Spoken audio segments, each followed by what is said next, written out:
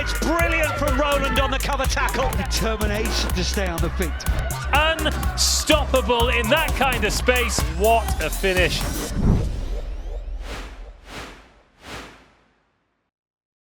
Hello and welcome to All In, the new show all about the Allianz Premier 15s. We're reflecting on a brilliant but challenging season, and of course we're building up to the main event, the Allianz Premier 15s final.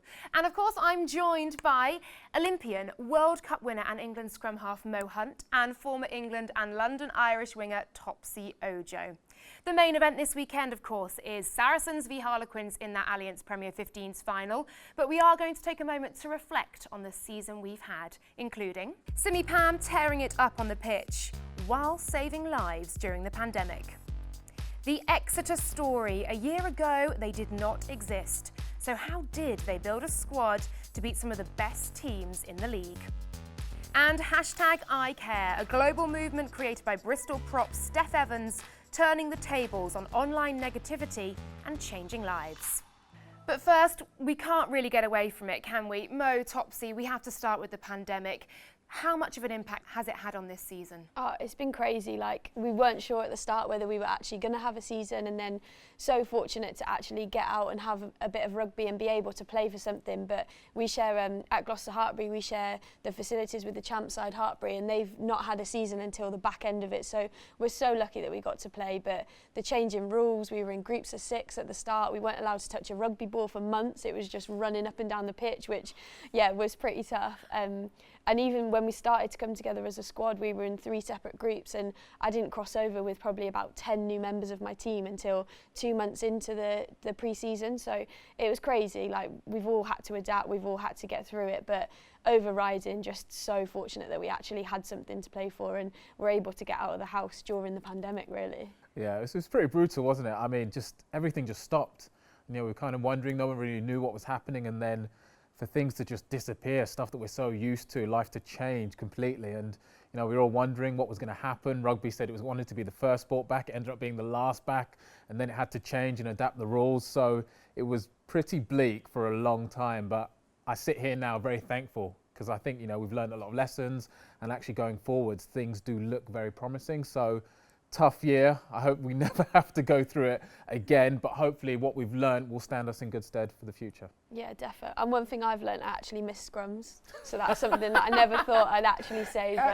But why do you miss scrums? Oh, just the tactical battle, because, so for those that don't know, our laws got adapted this year, and to stop the face-to-face contact, we had basically any forward pass or knock on, you just had a free kick instead. So yeah, like just that tactical battle of it being in the middle of the pitch and where the backfield is. Instead, we just had line-outs, and everyone was just numbers on feet the whole time, so didn't get our wingers on the ball as often. So that's why. Not necessarily the pushing bit, but like the bit off the back of it. Say, your front rowers will love you for that. Yeah, like, we miss scrums too. No, they actually do. They actually do. It'll be all the sweeter when it's back, though. I think even scrums and all, right? Away from the pandemic, then, what has been your highlight of the season? My highlight was actually DMP beating Bristol, second last game of the season. Now, putting it mildly, they had a tough season, a very tough season. But I guess that's sport, isn't it? You know, you go through really tough times, you come back, you try again, and eventually, against a team that's already put 50 points on you early in the season, you just get it right, and you get that moment. And, you know, I saw the celebrations, how happy they were, and I thought, that's going to be a good trip home. Darlington to Bristol is a long way. Enjoy every minute of it. And, you know, you work all season to get moments like that. So that was brilliant. That's my moment of the season. And their first points of the season as well, wasn't it? First points as well. So, like I say, tough old road, but they got there in the end. And Mo, you've been in the thick of the action. So what's been your highlight? I think for me, like, it has to be last game of the season. So travelled down, I was injured so couldn't play, but managed to be water girl, so got myself into the squad. Obviously Exeter are a side that we used to be coached by Susie Appleby. She's gone down there, done brilliant things with the squad just to get there, get the result the way we did. I think Exeter tapped and kicked the ball out, even though there was time left to play, because they thought that they'd finish 5th in the league on points difference, and we all just didn't really know what had gone on, so we were all thinking, oh, well, we must have come 6th then, because otherwise why would they have kicked it out?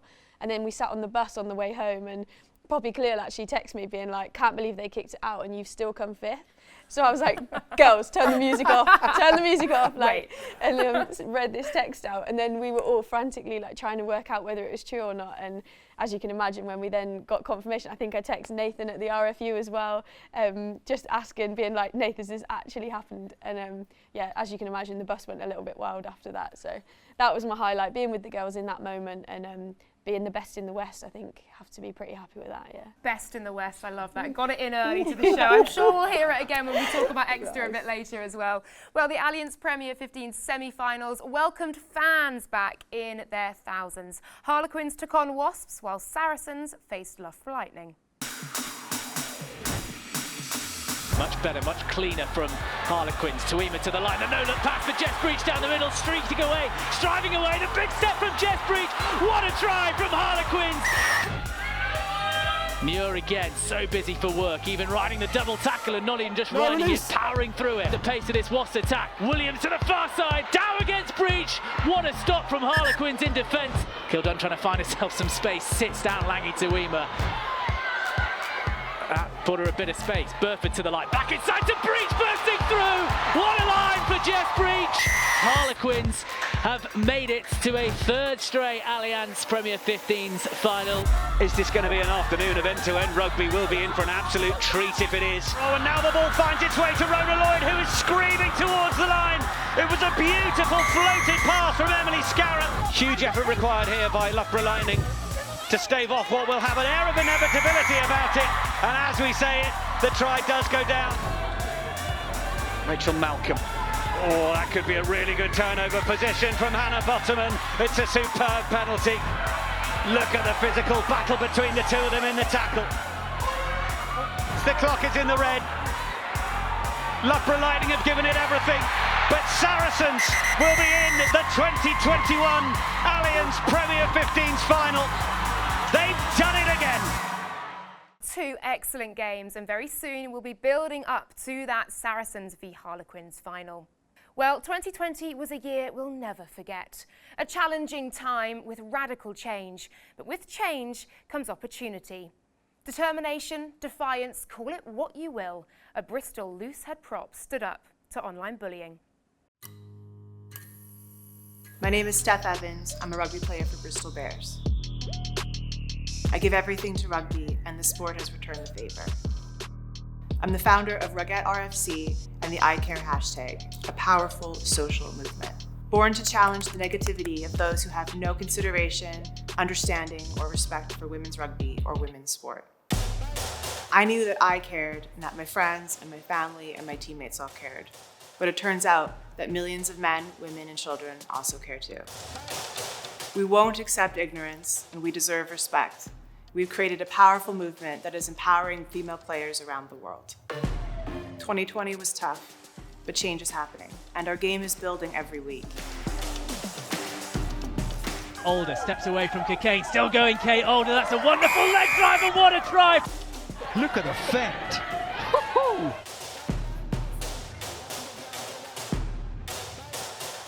Big step from the Netherlands international, breaks the first tackle, and then she goes. Wonderful, wonderful score. Here is Kershaw running up against Quanta and Older, driving her towards touch. Jones again, what can she create here, the Wasp number 10. Wonderful dummy from Meg Jones, that's sublime. Memorable, memorable win for Wasp. They've beaten the two-time champions.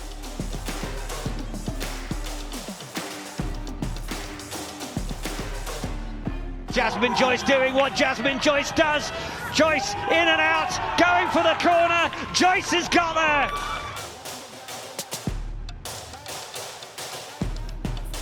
Here is Abby Dow, what can she produce again? Another handoff, another one. Abby Dow still going, brilliant from Abby Dow. Abby Dow for Wasp. This is just the beginning. Hashtag ICARE. Oh, how powerful was that? And some incredible action as well from the season.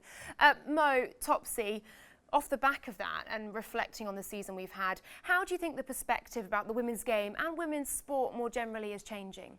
Well, I think that weirdly where we are now, the women's rugby and women's sport is in a position to kick on better than it ever has. I think weirdly all the negativity over the last 18 months has created a spur in positivity, and people are speaking up more than ever before.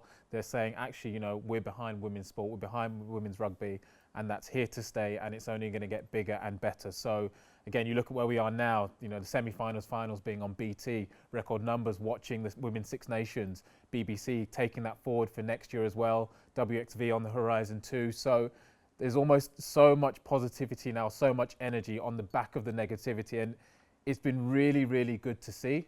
And that's from the top, even at the bottom now, more participation, more grassroots, more clubs getting engaged in women's rugby and girls rugby. So, you know, I'm very excited as a man as well, who's getting more and more involved in women's sport. It is just really great to see, really great to get behind, and it's almost a case of either be part of it or get left behind. And Mo, from your perspective as well, obviously we're looking from the outside in, you're in at the very heart of it.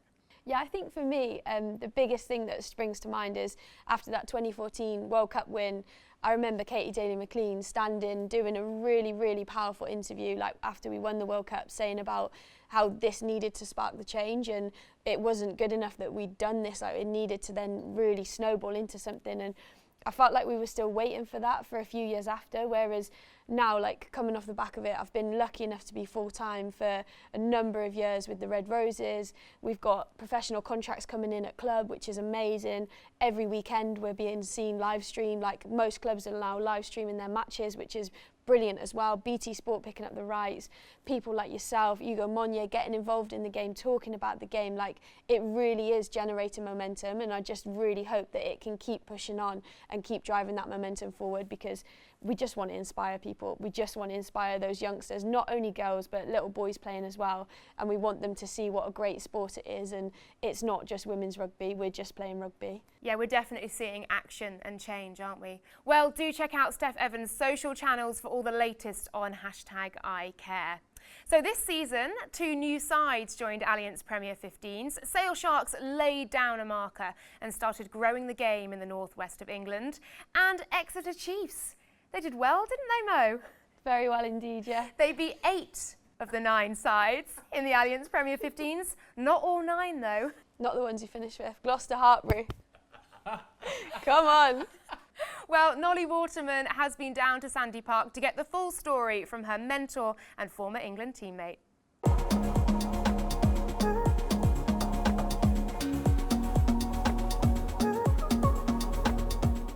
Sandy Park, the home of the Exeter Chiefs, a club that has become a respected and admired powerhouse for English and European rugby. Showing to the right, it's brilliant from the flanker.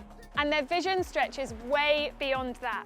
This was the first season for the newly established Exeter Chiefs women's team in the Allianz Premier 15. The Netherlands international breaks the first tackle up towards the try line, and then she goes. Wonderful, wonderful score. Slightly different reunion. Yeah, you were meant to come back as a player, Noel. That's how we were meant to kick Exeter off. But anyway. Going back to when it first started, whose idea was it to set up this team? It was a combination, as I understand it, of Keith Fleming, who's from the uni, Rob Baxter and Tony Rowe. Then they had the application process and I got interested and yeah, here I am. Talk about integrating into the men's facilities. How important has that been to develop the club culture? It's paramount. I cannot underemphasise the importance of any women's team in this league being embraced by their men's setup.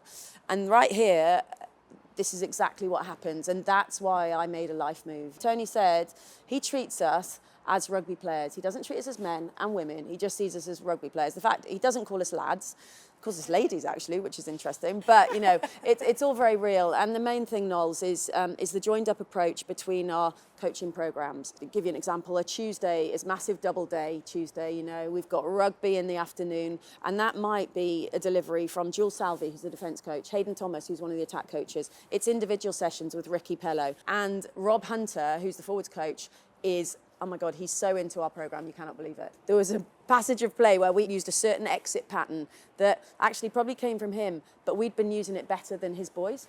So he used that in a forwards team meeting. How important has it been to be able to to get all of that talent. There's lots of other teams to be competing for the England internationals, but you've gone elsewhere. Basically, we're in this league to develop English players, and of course we will. However, we wanted to be competitive. We didn't want to be down the bottom of the league. We wanted to be competing week in, week out, and developing players. And developing young players comes with players with experience being alongside them. What they bring on the field is amazing, and what you've seen as the product, you know, and the jouet attitude of Patricia Garcia, because that's what she knows. And then the forwards doing the dog work, Sachi Kato from Japan. From Zachary pounces on the ball, and Chiefs have themselves a second try of the afternoon. Cantona, this one will favour the right-footed, and she's accurate again. American born and bred, so why Exeter Chiefs? The sunshine, obviously, but the opportunity to come over and be a part of the first women's team, it kind of made sense for me. Also, I really do believe that it is what can happen when you invest in women's rugby. That's all we want as athletes. We want to feel empowered, and we want to feel supported and like people care about what we do. And I think at the culmination of all of that, that's what we have down here. So a new club with a progressive vision, clearly a huge draw for established and up-and-coming talent. I think the mixture of the different cultures from different places around the world really worked. Like going through pre-season and sort of getting to know all the players and how they play, it was sort of, you could see then that we'd had the potential to be quite a good team. The culture of this team, and you said about the mix of the internationals, how do you feel as a young player, your first season in the senior game, being alongside that amount of experience? Yeah, it's been brilliant. It's been really good to learn. I think at the beginning of the season, sort of not necessarily getting loads of game time, but still being able to experience going to matches. First season in the Premiership has been, it's been a bit of a whirlwind. The men went on a 10-year journey to lift the trophy. Is yours going to be slightly shorter than that? What a question, Knowles. What a question. We've targeted top half, you know, apart from points difference, we've done that this season. What did I put out for us? Top 4. It's got to be top 4 next season. And then we know what happens next. I wish you all the best of luck. Thanks, Knowles. Well, Susie Appleby there clearly stating top 4 is the aim. What have you made of Exeter and Sale in their first season? Well, top 5 first. Get top 5. Sorry, I'm in on it now as well. But it's a brilliant story. It's an amazing story of bringing people together from all over in difficult circumstances, building a culture, building an environment, going through tough times again earlier in the season, to then put together a winning run to really build some momentum, nearly get there in the semi-finals as well. But I love Susie Appleby saying boldly and bluntly, we're going for top 4 next season. You have to aim high, you have to have those ambitions, and they've got the facilities and the setup to do that. So really excited to see what they can do next year. Yeah, and credit where credit's due. I know I'm joking about it, but they have been brilliant, and what a season they've had. So hats off to Susie Appleby and what she's done. Absolutely. And that's the blueprint, isn't it? That's the example that clubs are looking at, is men and women side by side in clubs. Yeah, absolutely. And you mentioned Sale as well. Like, that's something that they're really trying to drive this season. I know we look at Harlequins and Saracens as well. They've got posters of the girls wherever you look down there, and somewhere like Worcester as well, where you've got the facilities. They play at Six Ways all the time, the same ground as their men. They're in stadiums week in, week out. So it really has come in, and I think if you want this, if you want to drive women's rugby forward, we do need sometimes a little help from the guys, and those that have the joined up approach and they share facilities, share coaches, share everything that's around. I think that's the way to go. That's real investment as well. I know we talk a lot about investment and we think it's just financial. It's not, it's infrastructure, it's facilities, it's stadiums, it's sharing coaches as well. You know, Exeter share their men's coaches with the women's side as well. They get involved, they love it too. So building that whole encompassing environment where the game of rugby, men's and women's, can thrive side by side. I mean, you're only going to create something really powerful, really effective. So the teams we've mentioned, they're doing it really, really well, and they're not going to be the only ones looking ahead as well. There's other teams that are looking at those models thinking that's the way it needs to be. Bath and London Irish all looking to get in on the action in the coming years as well. So the future looks very bright. For now though, prepare to be inspired. Simi Pam with a handoff, and Simi Pam doing exactly what Simi Pam can. Hi, my name's Simi Pam. I'm a loose head prop for Bristol Bears Women, and I'm a full-time doctor. I don't play like a prop, is what I've been told, which I take as a big compliment. You know, coming from a track and field background, I've got a lot of explosive strength, a lot of speed, a lot of power. I love a line break, that's what I live for. You know, if I don't make a line break in a match, I'm a bit gutted, even if everything else goes really well. Like, that's my kind of vibe. I've been a doctor for almost 2 years now. I had 6 months where things were normal as a new doctor and, you know, just trying to find your footing, and then obviously the pandemic hit and everything went up in the air and it was so much uncertainty for everyone. The emotional energy from dealing with people sick, calling their families, and just the adrenaline of it all was really wiping me out. And then trying to come to training and, you know, flick the switch almost was really hard. January was a really difficult month. I lost my granddad to COVID in Nigeria. Wasn't able to see him before he passed away. Wasn't able to get to Nigeria for the funeral. And in a time where you lose a loved one, all you want to do is be with your family. You want to come together, you want to have a hug, you want to do all of those things. And we couldn't do that, which was really difficult. It made the grieving process a lot harder. I had a lot of sort of resentment around it, you know. And I don't want to come and say that I was, you know, was able to mentally compartmentalise things, because I wasn't. And I think the really important thing was actually realising that I really wasn't okay, and understanding that there will be times where you're not okay, and knowing what to do and learning to accept that and actually take time away from it. Because I was quite worried that if I took time off work, I'd just sit at home and sort of cry. So I did try and come back to work and things once he passed away. But then I played the Sale match, which was like a week after he passed away, and yeah. So that was definitely my light at the end of a dark tunnel.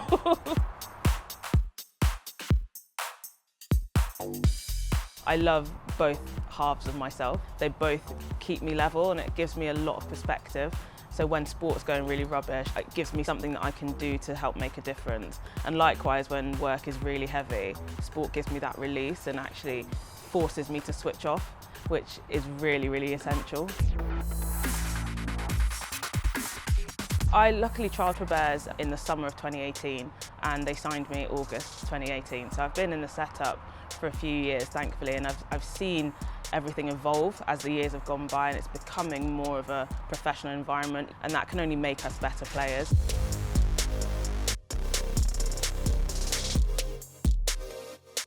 My plan is to work as a doctor, but not, I guess, not be on a training ladder, so not be progressing as such, but obviously getting more experience. And the benefit of that for me is I can decide when I work, so I can have a bit more autonomy around my rota, which will really help with maximising rugby, which should mean that I shouldn't miss any matches. So I'm really hoping that, you know, in the next 12 months, with having my focus more on rugby and less on work, I can just continue on that trajectory. And wherever that gets me, hopefully, I want to be in a white jersey one time. So, yeah, it's no secret that I want to play for England. That's what I'm working towards. That's my goal, but I do look good in white, so.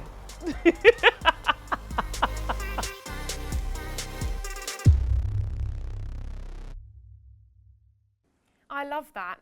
I look good in white. Her aims are sky high. How inspiring is she? Oh, she really is, and it's awesome to hear somebody like that talk about their aspirations so openly. I think she's brilliant. She's really grown into the season. She's had a fantastic season, but she's also really, really interesting to watch because she puts her life behind the screen and she does talk to the camera a lot. So if you're not aware, go and follow Simi Pam on Instagram. Definitely well worth a follow. It's now time. Mo, Topsy, we are going to look ahead to the Allianz Premier 15s final between Saracens and Harlequins, the third time these two sides have faced each other. What can we expect? It's going to be great, isn't it? It's matchups everywhere, red roses everywhere.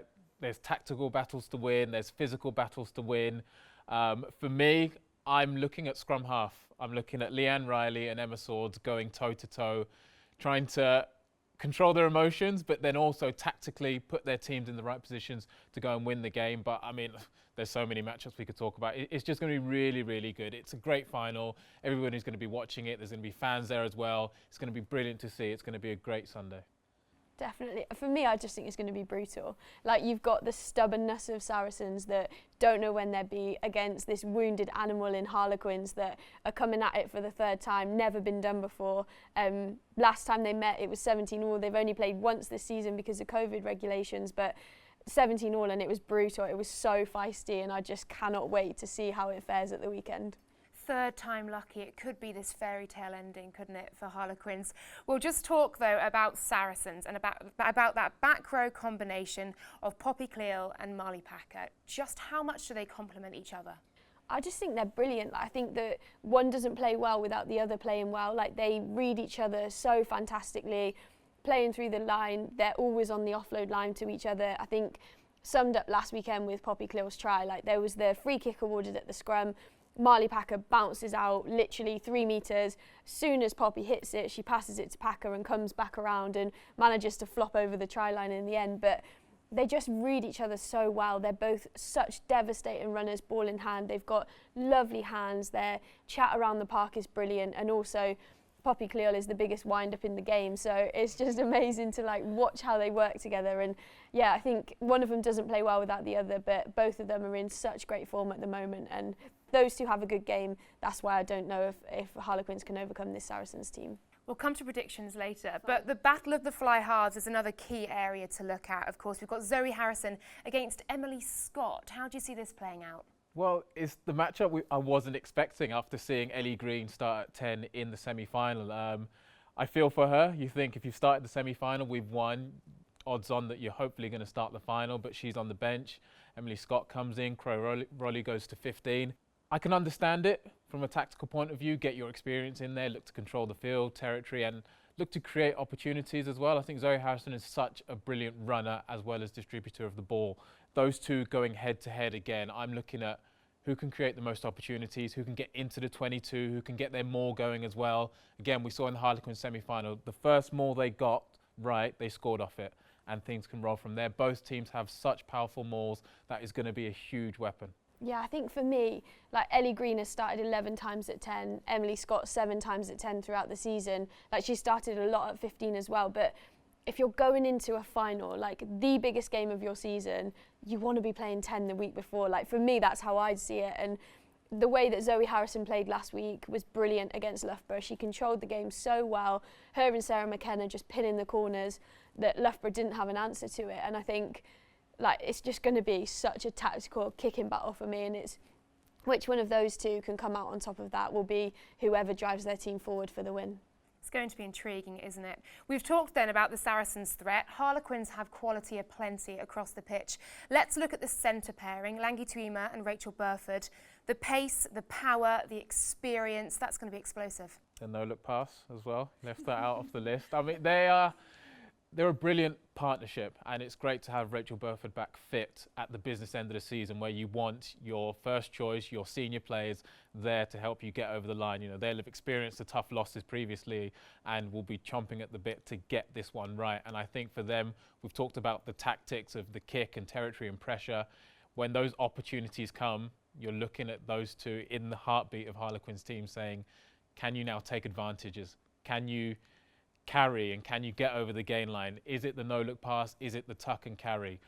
Creating space as they did against Wasps and taking those opportunities. So that balance between push and pull is going to be huge. And you know, the team that does take the most of those opportunities is going to be the one that wins. Okay, it's time to put you both on the spot now. A prediction, please, and I want team and scoreline. I'm going to go with Harlequins. Oof, okay. I am. I think it's going to be close like the last game. I'm going to go 20 points to 17. Oof, so an extra penalty in there from the last game. An extra penalty. Oh, I'm going to go split the difference and go Saracens. We have a divided studio. We do. Well, you're the deciding vote, so we'll see. That's pressure. I didn't sign up for that. Yeah, I think 28-21. Yeah, I just think that there's going to be a lot of tries scored. I think it's going to be really fast. Kingsholm as a pitch is quite wide and both teams have got devastating backs. So, yeah, I think we're going to see some decent scorelines. What about you? Deciding vote. Here we go. Oh, my goodness me, the pressure. I am going to agree with Topsy. I think, the stage is set. Third time lucky. Harlequins looking to do it for the first time against Saracens in the final. I think this could be their chance to do it. My scoreline is going to be 24-20. And don't ask me how it's broken down because I can't do maths. But there we go. Well, that's it. Saracens are looking to make it a third successive win, but in the toughest of campaigns. Is this the year that Harlequins are crowned Allianz Premier 15's champions? You can watch the match in full. It kicks off at 4 p.m. It will be on BT Sport 1 and the BT Sport app with coverage starting at 3:45. You can also watch the free access coverage too on premier15s.com, but do remember to register in advance. Don't forget to look at the social too, at Premier15s on Instagram and Twitter for exclusive content in the build-up to the final. Mo, Topsy, thank you so much for all of your insight for today. Where are you watching the match? I'm actually going to be there. I cannot wait. Yeah, so be there at Kingsholm. I'll be at Sandy Park before, but I'll be handing over to you, and then I'll be sat up, app in hand, watching. Thanks, Topsy. Thanks, Mo. And to all of our guests, enjoy Saracens v Quins in the final, going toe-to-toe for the Allianz Premier 15's title. Thanks for watching. We'll see you soon.